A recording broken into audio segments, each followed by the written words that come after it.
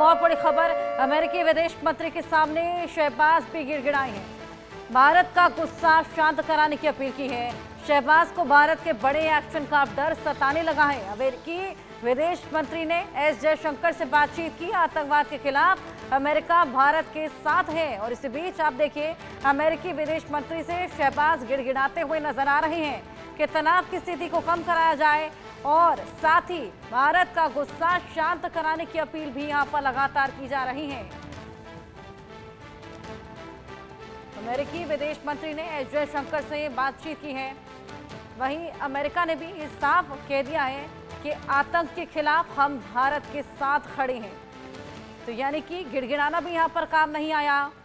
भारत का गुस्सा शांत कराने की अपील भी यहां पर काम आती हुई नजर नहीं आ रही। आदित्य, इसको लेकर और जानकारी। जी हर्षा, कल अगर हम देखें तो यूएस सेक्रेटरी ऑफ स्टेट जो है मार्को रूबियो, उन्होंने विदेश मंत्री एस जयशंकर से मुलाकात करी और उसमें उन्होंने बोला कि यूएस जो अमेरिका है पूरे तरीके से भारत के साथ है इस समय। और जो इसी वजह से हमने पहले भी देखा था कि जब ये पहलगाम में जो आतंकी हमला हुआ उसके बाद भी यूएस प्रेसिडेंट जो डोनाल्ड ट्रंप हैं, उन्होंने प्रधानमंत्री नरेंद्र मोदी से फ़ोन पे बातचीत करी और उनको कहा कि इस समय यूएस जो है भारत के साथ है पूरी तरीके से और पूरा सपोर्ट है भारत को। और अगर हम बात करें जो तुलसी गबार्ड हैं, जो यूएस डायरेक्टर हैं यूएस नेशनल इंटेलिजेंस की, उन्होंने भी अपने ट्विटर पे लिखा कि जिन पाकिस्तानी आतंकियों ने जो ये आतंकी हमला करा है पहलगाम में, उनको कड़ी से कड़ी सजा दी जाएगी। और इसमें अमेरिका पूरी तरीके से भारत के साथ है और इसी वजह से पाकिस्तान बिल्कुल बौखलाया हुआ है। और इस समय पाकिस्तान की जितने भी नेता हैं वो पूरे बौखलाए हुए हैं और उनकी रातों की नींद उड़ी हुई है। जी हर्षा। बिल्कुल, हमारे साथ group captain retired UK Devnath ji भी जुड़ गए हैं। बहुत स्वागत है यूके देवनाथ जी आपका। जिस तरीके से हम देख रहे हैं, कभी प्रायश्चित का दौर चलता है, कभी गीदड़ भभकियों का दौर चलता है। अब तनाव को शांत करने की तमाम अपीलें यहाँ पर की जा रही हैं। हालांकि यूके ने भी अपना रुख साफ कर दिया है कि हम भारत के सपोर्ट में हैं। लगातार भारत को हर जगह से सपोर्ट मिल रहा है और पाकिस्तान कॉर्नर होता हुआ नजर आ रहा है। जी हाँ, इसमें कोई शक नहीं है कि पूरा दुनिया, बड़ी बड़ी ताकतें, पश्चिमी देश सब भारत के साथ हैं इस संकट की घड़ी में। बात यह है कि इस वक्त पाकिस्तान के साथ कोई भी नहीं खड़ा हुआ। अगर हम देखें ध्यान से तो पाकिस्तान के साथ कौन खड़ा है? शायद तुर्की, क्योंकि तुर्की ने थोड़ा बहुत शायद पाकिस्तान को हेल्प की है, लेकिन तुर्की ने भी कहा है कि वह आतंकवाद का साथ नहीं देता। अगर हम देखें तो दुनिया में एक ही मुल्क है जिसने अभी तक थोड़ा बहुत पाकिस्तान के समर्थन में कुछ कहा है, वो है चीन। चीन कह रहा है कि इस पहलगाम में जो आतंकी हमला हुआ है उस हमले की एक निष्पक्ष जांच होनी चाहिए। तो कुल मिला के पाकिस्तान दुनिया के मंच पर अकेला खड़ा है। ये भारत की कूटनीति की, हमारे विदेश मंत्रालय की बहुत बड़ी एक सफलता है। लेकिन इसके साथ साथ ये भी समझना पड़ेगा कि दुश्मन में दुनिया में कौन ऐसे देश हैं जो कि भारत के साथ खड़े तो हैं, लेकिन क्या कर रहे हैं भारत के लिए। यानी भारत को अभी क्या चाहिए? भारत को चाहिए ऐसे लोग जो कि ना सिर्फ पाकिस्तान की कड़ी निंदा करें, ना सिर्फ पाकिस्तान की कड़ी भत्सना करें, वरन पाकिस्तान के ऊपर दबाव डालें। अगर हो सके तो पाकिस्तान से एक दो छोटी छोटी चीजों को रोक लें। तो अभी हमारी सरकार विदेश में सबसे संपर्क में है और कोशिश की जा रही है कि अब पाकिस्तान के ऊपर दूसरे देशों से कुछ असली दबाव जाए, जैसे कि वर्ल्ड बैंक है, इंटरनेशनल मॉनेटरी फंड है, एशिया डेवलपमेंट बैंक है। यहाँ पर हम जा रहे हैं और कह रहे हैं कि फिलहाल पाकिस्तान को जो वो करोड़ों रुपए, अरबों डॉलर की जो मदद देते हैं उसको कुछ समय के लिए रोक के रखें। इसी तरह से भारत सरकार लगातार एफएटीएफ के संपर्क में है, फाइनेंशियल एक्शन टास्क फोर्स, कि वो भी पाकिस्तान को ग्रे लिस्ट में डाले। जी, हमारे साथ major retired Mohammad Ali Shah, defence expert भी जुड़ गए हैं। बहुत स्वागत है मोहम्मद अली शाह जी आपका। पाकिस्तान का रुख समझ पाना यहाँ पर बेहद मुश्किल हो गया है।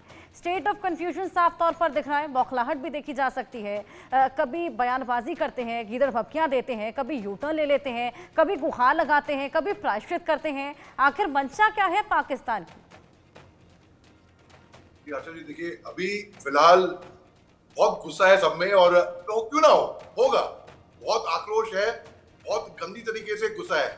देखिए, पाकिस्तान के पास कोई हथियार तो है नहीं, हमारे साथ लड़ने का कोई मैच नहीं है, कोई टक्कर है ही नहीं, कोई उपाय है ही नहीं।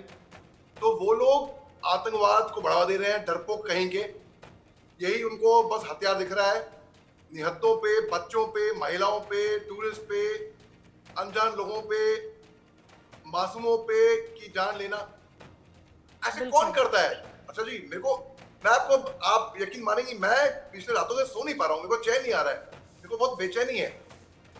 मेरे को लग रहा है कि एक ऐसा, मतलब एक सबक क्या, मतलब देखिए, मगर ये जोश भी अच्छा नहीं है, जोश का जोश मैं मानता हूँ, मगर मैं इतना जोश में हूँ, इतना गुस्सा है, मेरे सारे दोस्त मेरे को ठंडा करने की कोशिश कर रहे हैं। बिल्कुल बिल्कुल। चलिए आप दोनों के पास मैं वापस आऊंगी। एक और बड़ी खबर दर्शकों को दे दें। पाकिस्तान को भारत के फॉरवर्ड ऑपरेशन का डर सताने लगा है। लाहौर में हाफिज सईद की सुरक्षा बढ़ा दी गई है। हाफिज की सुरक्षा में स्पेशल सर्विस के कमांडो तैनात हैं। हाफिज सईद पर लादेन जैसे एक्शन का डर सताने लगा है। हाफिज को भारी सुरक्षा में भीड़ भाड़ वाले इलाके में रखा गया है। हमारे साथ हमारे सहयोगी अजय जांडियाल भी जुड़ गए हैं। अजय, आवाम की चिंता नहीं है, हाफिज सईद को यहाँ पर लुकाया छुपाया जा रहा है लगातार। देखिए, बिल्कुल अगर आप देखें तो लगातार पाकिस्तान में हमेशा से आतंकवाद का बोलबाला रहा है। जिस तरीके से पाकिस्तान में लोगों की कदर होनी चाहिए थी, लोगों को देखना चाहिए था, उस चीज़ को कोई नहीं देखता है और बस सिर्फ आतंकवाद का ही बोलबाला है। चाहे वो हाफिज सईद है, चाहे यहाँ उससे पहले भी जो आतंकी कमांडर वहाँ पे हैं, चाहे वो लश्कर चीफ या जैश ए मोहम्मद के आतंकी हैं, अलबदर के कमांडर हैं, तमाम लोग जो हैं वो पाकिस्तान में रहकर वहाँ पर ऐश और आराम की ज़िंदगी जीते हैं। और सिर्फ उनको काम जो दिया गया है वो दिया गया है कि भारत के खिलाफ लगातार जहर उगलना, भारत के खिलाफ आतंकी हमलों को तेज करना। और अब जब पहलगाम हमला हुआ है, उसके बाद भारत जब एक्शन के मूड में है, तो पाकिस्तान को डर सता रहा है कि हमारी ये एसेट्स जो हैं, इनको कहीं पाकिस्तान में टारगेट ना किया जाए भारत द्वारा। इसीलिए अब हाफिज सईद को जो है वो एसएसजी कमांडो की प्रोटेक्शन मिल गई है।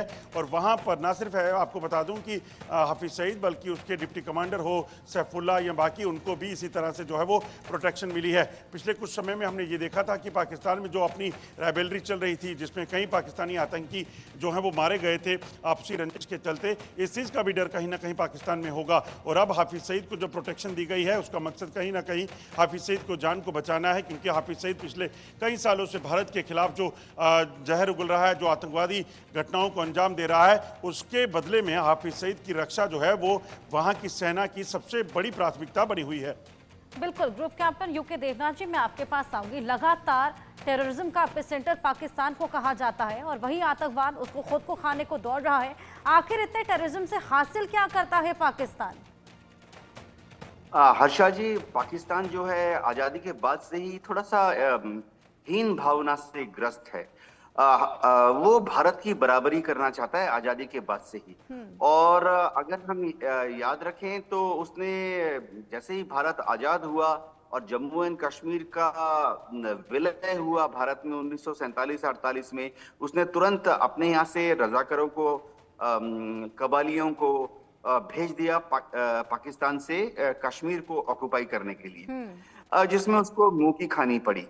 उसके बाद 1965 का जंग हुआ, उसको मुंह की खानी पड़ी। 1971 के युद्ध में पाकिस्तान के 2 टुकड़े हो गए। तो पाकिस्तान की जो हुक्मरान है, बोला तो वहां तो हुक्मरान वहां की फौज है या आईएसआई है, उन्होंने ये आकलन लगाया कि आम जो कन्वेंशनल तरीका होता है, जो आम तरीके हैं, उससे पाकिस्तान भारत से टक्कर नहीं ले सकता। इसीलिए उन्होंने एक नई पॉलिसी बनाई 80 के दशक में, जिसके तहत वो भारत पर छोटे छोटे हमले करते रहते हैं। उनको लगता है कि भारत के ऊपर इस तरह से 1000 छोटे छोटे हमले करेंगे तो भारत डर जाएगा, कमजोर हो जाएगा, गिर जाएगा, गिड़गिड़ाने लगेगा। तो ऐसा जो उनका सपना है, ये सच नहीं हो रहा है।